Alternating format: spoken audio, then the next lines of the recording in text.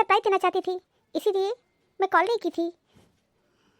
बहुत अच्छा की, लेकिन आइंदा ऐसी गलती कभी मत करना। कॉल कर दिया करो। क्या होता है ना, कभी कभी मान लो मुझे कोई काम अर्जेंट पड़ गया होता, अगर मैं नहीं रहती तो क्या करती? मम्मी आप नहीं होती तो भाभी रहती, तो मुझे दिक्कत कहाँ होती? अपनी भाभी की बात छोड़ो, उनका रहना और नहीं रहना सब बराबर है। अरे मम्मी ये कौन सी बात कर रही हो? भाभी है और उनका न रहना रहना ये कौन सी बात हो गई?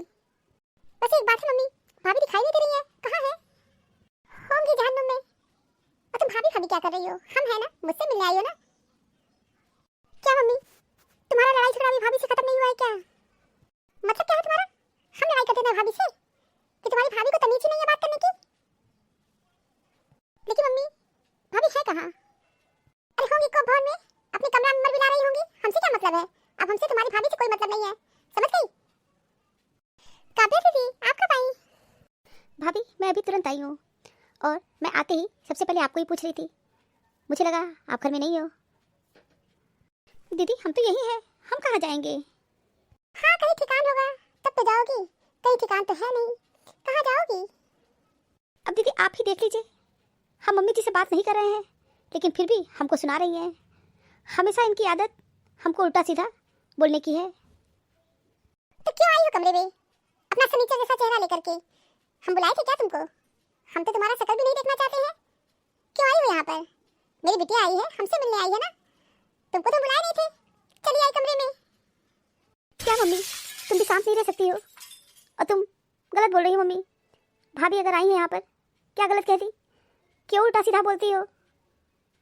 तुम्हारी भाभी इसी लायक है, बहुत सती सावित्री बनती है ना।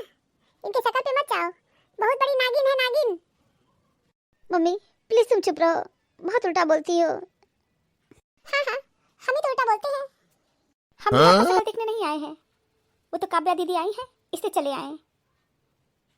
हाँ तो ठीक है, शक्ल देख ली, अब जाओ अपने कमरे में आराम करो। हम तुमको नहीं बुला रहे हैं, इससे ज्यादा लपड़ लपड़ मत किया करो। जाओ अपने कमरे में जाओ।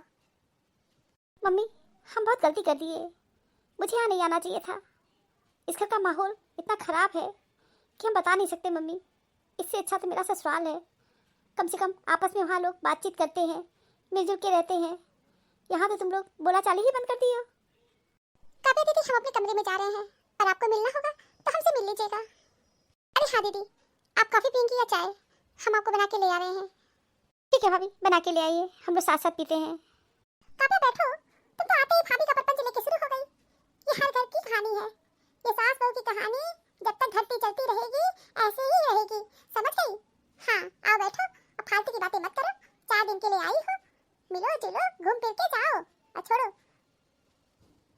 क्या क्या छोड़ दे मम्मी, तुम भी कैसी बात कर रही हो? मम्मी भाभी को छोड़ दे कि तुमको छोड़ दे? अच्छा मम्मी आज तुमसे भाभी से संबंध अच्छे नहीं है, लेकिन कभी तो बहुत अच्छे संबंध थे, और भाभी बहुत अच्छी थी, आज भी अच्छी है।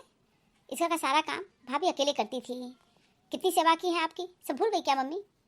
और एक चीज़ बता दे मम्मी, भाभी की जैसी आपको कोई नहीं मिल सकती है, और भाभी आपका बहुत बर्दाश्त करती हैं, और भाभी अब आपको जवाब देना शुरू की हैं।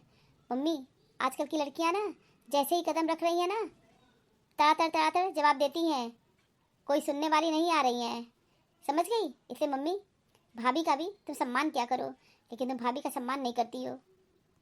भाभी फोन पे बात कर रही हैं?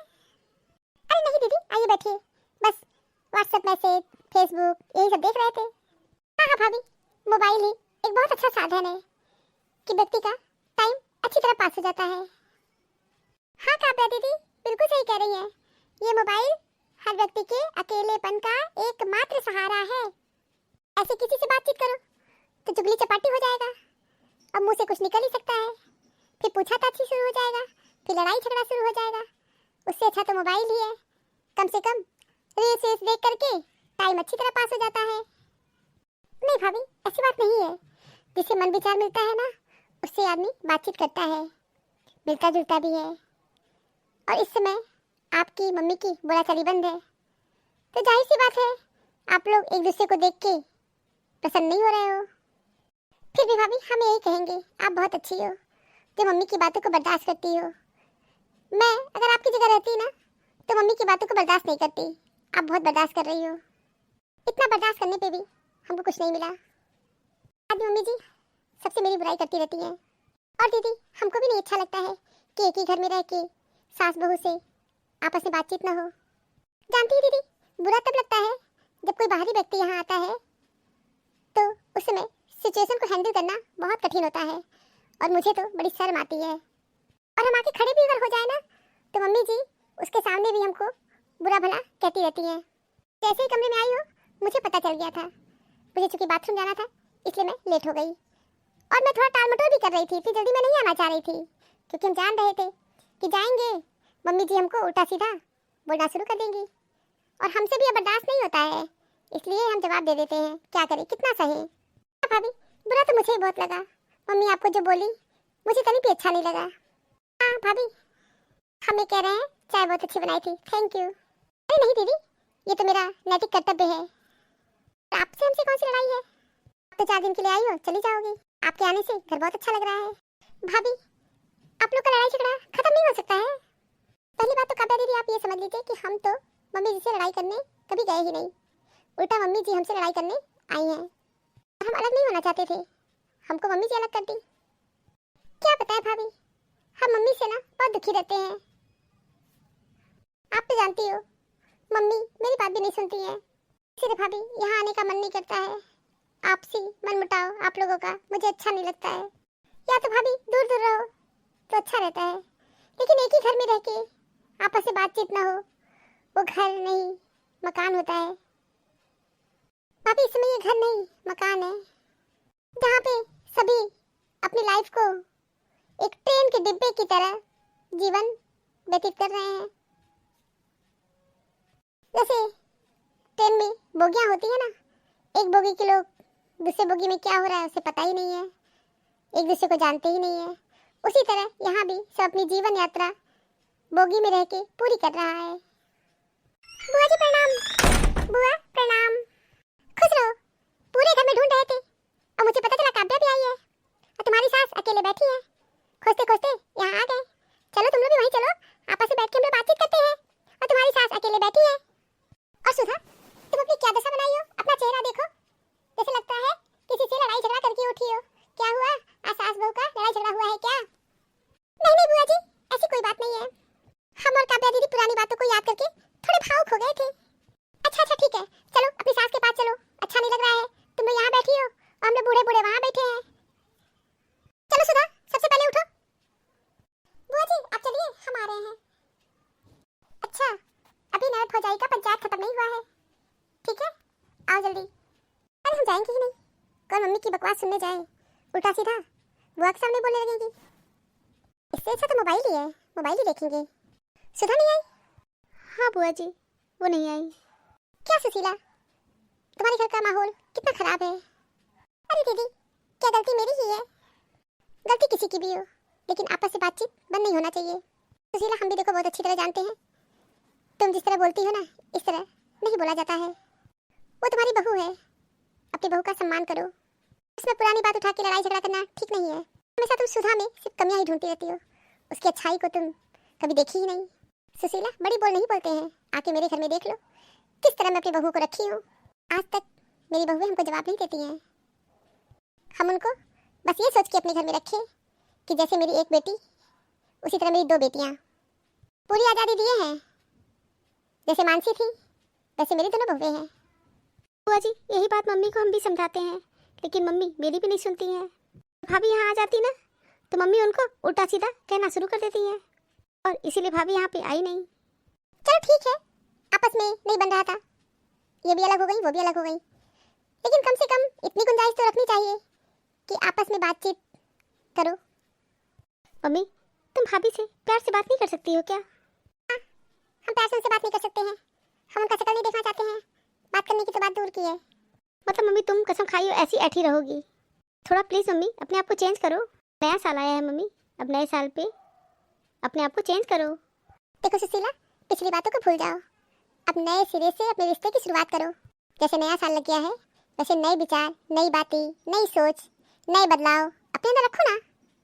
बुआ जी मेरे पास एक आइडिया है। हाँ बताओ काव्या। बुआ जी कल हम चारों लोग घूमने चलते हैं, भाभी भी चलेंगी, मम्मी भी चलेंगी, मैं भी, आप भी। हम लोग कोई मूवी देखा जाएगा पीवीआर में और खूब एंजॉय किया जाएगा।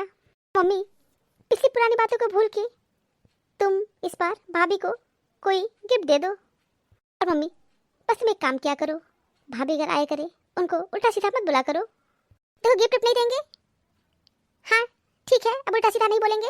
एक ही दिन में हम नहीं चेंज होने वाले हैं, धीरे धीरे तुम्हारी भाभी का भी व्यवहार अगर ठीक रहेगा तभी अपने आप को चेंज करेंगे, समझ गई? और चलो घूमने की बात है तो कल चलेंगे, लेकिन गिफ्ट नहीं देंगे। चलो ठीक है मम्मी, तुम इतना ही कर देना, बस भाभी को उल्टा सीधा अब तुम नहीं कहोगी। हाँ सुशीला, नए साल पे अपने अंदर एक नया बदलाव लाओ ना। भाभी।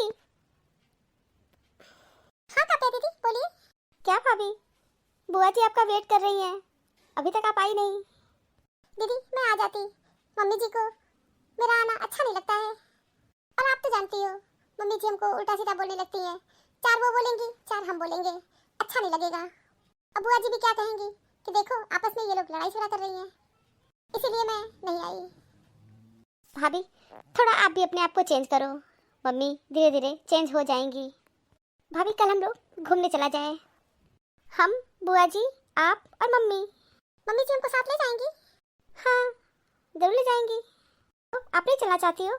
मन तो नहीं है, लेकिन आपकी और बुआ जी की वजह से जरूर चलूंगी।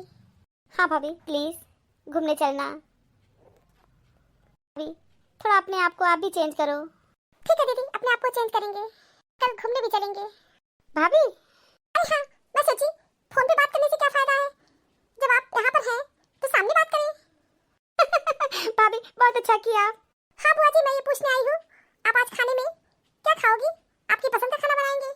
सुधा, जो तुम्हें पसंद हो वही बना दो, तुम्हारे हाथ का खाना मुझे बहुत अच्छा लगता है। तो ठीक है बुआ जी, हम आप सब लोग के लिए खाना बनाने जा रहे हैं। Mummy ji happy new year. Happy new year Sudha. Mummy please भाभी को उल्टा सीधा कभी मत कहना। हाँ हाँ ठीक है, नहीं कहेंगे, ज्यादा प्रवचन मत दो। सुधा जाओ सबके लिए कॉफी बना के ले आओ। ठीक है मम्मी जी, अभी बना के लाती हूँ। मम्मी लड़ाई झगड़ा कहीं से भी ठीक नहीं है। आज मैं बहुत खुश हूँ कि सुशीला और सुधा में आपस में बातचीत होने लगा, दोनों लोग का मन मुटाव खत्म हो गया। धीरे धीरे सुशीला सब कुछ अच्छा कर लेना, तुम्हारी बहू है। हाँ दीदी बिल्कुल सही कह रही है, और आज मुझे वाकई बहुत अच्छा लग रहा है। काव्या भी आ गई और आप भी आ गई, दोनों लोग के आने से मेरे घर का माहौल बहुत अच्छा हो गया। हाँ सुशीला, लड़ाई झगड़ा में कुछ नहीं रखा है, मिलजुल के रहा करो। और एक कहावत है ना, क्षमा बड़न को चाहिए, छोटों को उत्पात। माफ कर दो, समझ गई? फालतू बातों को मत पकड़ के बैठो, हमेशा अच्छी बातों को याद किया करो। हाँ मम्मी, अच्छी बातों को याद करने से मन बहुत अच्छा रहता है। और ठीक है, कल हम लोग घूमने चलेंगे, मॉल में शॉपिंग करने चलेंगे और सुधा को हम बहुत अच्छा गिफ्ट देंगे। Oh mummy I am so happy, मैं बहुत खुश हूँ। सुशीला, आज मुझे बहुत अच्छा लग रहा है कि जैसे तुम्हारा नाम सुशीला है वैसे ही तुम सुशील बनी हो। समस्या के बारे में सोचने से बहाने मिलते हैं, समाधान के बारे में सोचने पर रास्ते मिलते हैं। Thank you for watching this video. Video अच्छी लगी हो तो लाइक और शेयर करना ना भूलें। चैनल को सब्सक्राइब नहीं किया है तो फटाफट सब्सक्राइब कीजिए। मिलते हैं अगले वीडियो में एक नई स्टोरी के साथ, तब तक आप लोग अपना बहुत ख्याल रखिएगा, हमेशा हंसते मुस्कुराते रहिए। आप सभी को बहुत बहुत धन्यवाद, बहुत बहुत धन्यवाद। तो प्लीज़ मेरे चैनल को सब्सक्राइब कीजिए। Thank you.